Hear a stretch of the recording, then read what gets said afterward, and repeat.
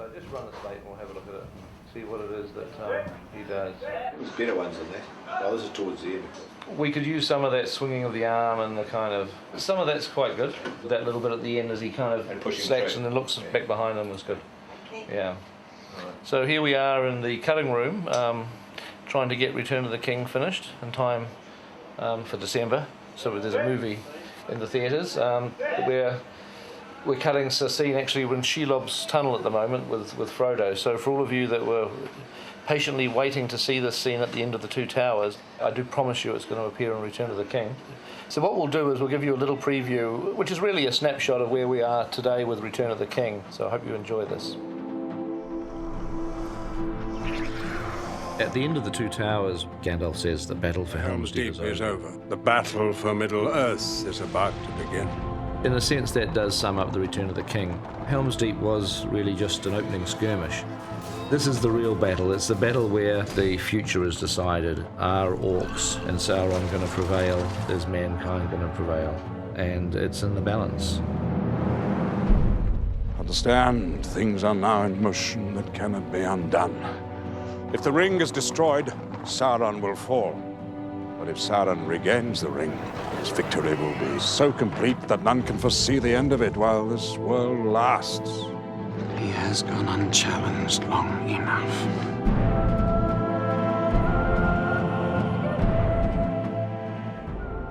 The title, The Return of the King, really refers to the situation with Aragorn becoming king or not becoming king. What has begun is him coming to terms with what increasingly appears to be his destiny. He has to confront his worst fears in a way. How do you assume a mantle of a king? How do you take that on yourself? How do you say, I'm the one that you must follow? I think that is what he's struggling with because he has seen what power can do. There's a test for Aragorn. He and Legolas and Gimli have to basically go into the middle of a haunted mountain called the Dwimmerberg and face a very dangerous and frightening, horrific test inside the depths of this dark mountain. It's a test of, is Aragorn truly the rightful heir to the throne of Gondor? And secondly, does Aragorn actually want to accept that challenge? Does he want to be king of Gondor? The leadership of Gondor is in the hands of the stewards, who are supposed to be the caretakers for the throne. Denethor, who's actually the father of Boromir and Faramir, is the current steward, and John Noble plays him wonderfully well. Word has reached my ears of this Aragorn, son of Arathorn, and I tell you now, I will not bow to this ranger from the north. He's a man under immense pressure because Mordor is now growing strong again and is mounting its final offensive against Gondor. Sauron comes to believe that Pippin is the ring bearer, that Pippin actually has the ring, and that puts Pippin in mortal danger. Don't you understand? The enemy thinks you have the ring. He's coming for you. So Pippin is taken by Gandalf to Minas Tirith, the stronghold of the, mankind, which Gandalf reckons is the safest place for him. The city of Minas Tirith is one of the things I've been looking forward to in Return of the King. We created the city in two different ways. We built this huge set in a quarry. It was the same quarry that we used for Helm's Deep, and we shot the Helm's Deep castle and ripped it down, and within a few weeks we'd then constructed the city of Minas Tirith in the same place. And that was a huge set. It was like a backlot. In all nooks and crannies of this quarry there were corners of Minas Tirith built. And as big as the set was, obviously it was a tiny fraction of what the full-size city would really be. Our only way that we could create the full-size city was to ultimately build a huge miniature. And it is a giant miniature. It's built to 1/72nd scale.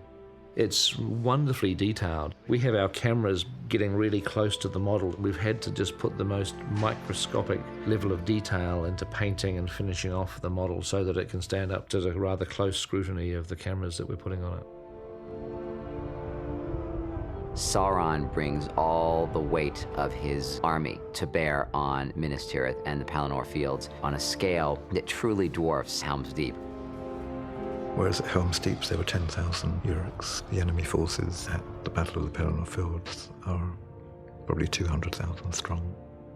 When you're planning a battle, the geography becomes quite important. And we did all this experimentation with lenses, and we sort of built this landscape in the computer simply to try to get the geography, the distances, the scale, the size of things, obviously basing it on the descriptions in Tolkien's book. What I'm doing at the moment is plotting an animated formation of the orcs in different groups. So we've got groups of 1,000, groups of 200, groups of 2,000, groups of 5,000 and 10,000, in various blocks and arrangements that are marching on the city. You can't just sort of invent the sequence shot by shot, because there has to be a sort of a continuity as the battle unfolds. So we're basically having to figure out the formations of orcs, where they are, how quickly they close in around the walls of the city, when the siege towers go forward, when the catapults fire. The whole thing is like actually plotting a real battle, sort of like the night before, figuring out the campaign strategy. I think it will probably be the most spectacular battle scene ever filmed.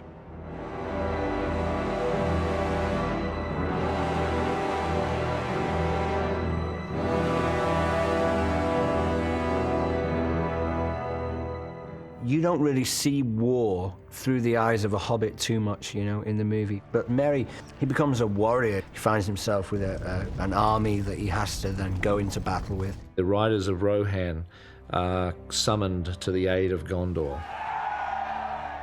And Merry is right in the thick of that, as is Eowyn, as is Éomer, as is Theoden. They're all heading towards Gondor. That's why the Fellowship went to Edoras to begin with, is to enlist the help of the Rohirrim. That kind of horsemanship, that courage, the bravery, the cavalry basically. It's the kind of, they needed some cavalry, so they went to Rohan.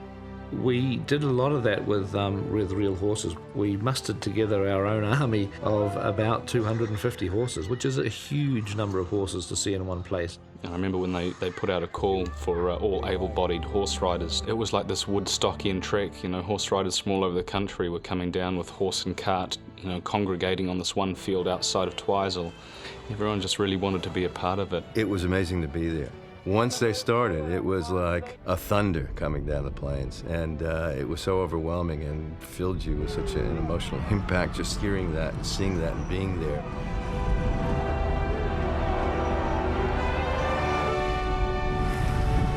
What do you think of that, Kane? Unbelievable. Great moment in Weta history, just rode past.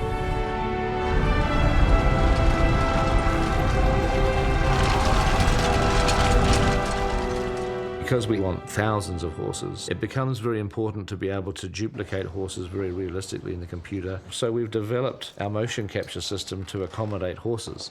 And we're able to ride horses around, do things with the horses that are able to be then captured by the computer. We can then also add stunts, doing things that you could never do with real horses safely. And so it creates, you know, very exciting looking sequences where obviously no animal is in danger.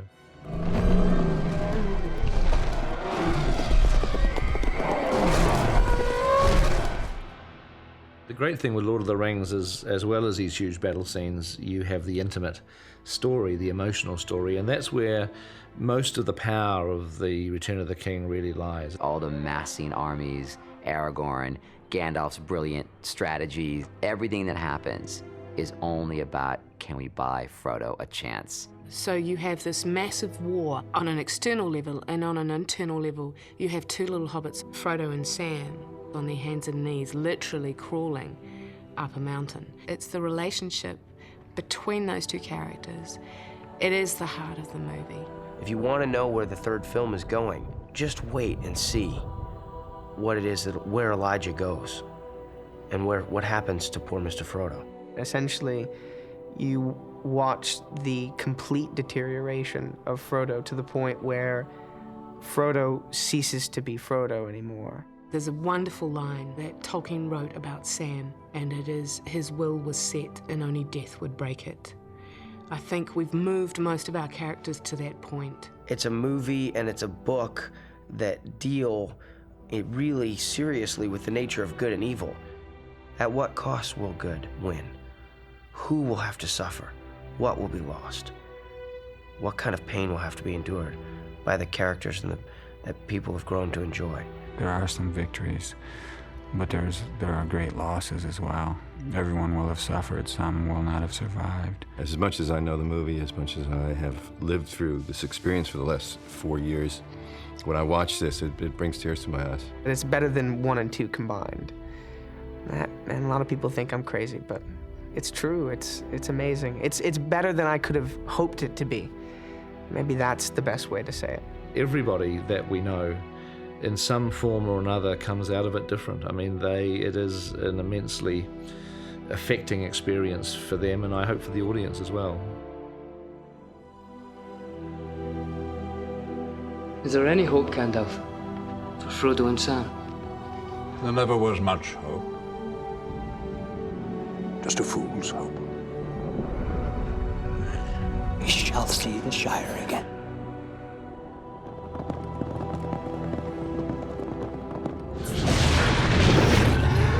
My lord, Osgiliath is overrun. I would have you smile again, not grieve for those whose time has come. Orders sent. Pieces are moving. We come to it at last. The great battle of our time.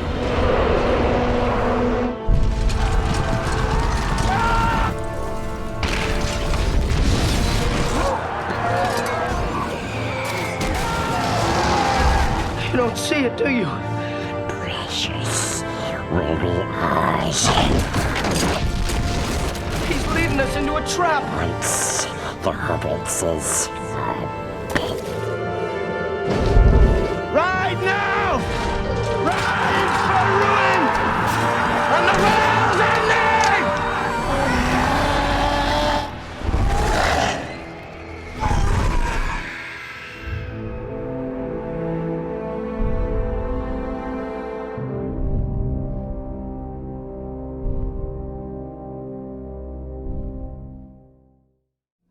Good one. You look It's like not bad. scared, We should yeah? peanut that one. A bit scared on. Is that right? So we hoped you enjoyed this special exclusive look at The Return of the King.